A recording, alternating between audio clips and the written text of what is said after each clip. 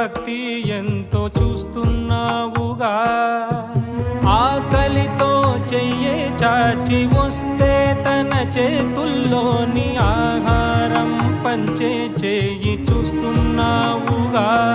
నిన్ను చూడ జనమంతా జగమంతా తిరుగుతారే, సులభంగా నిన్ను చేరే దారెవరు తెలుసుకోరే.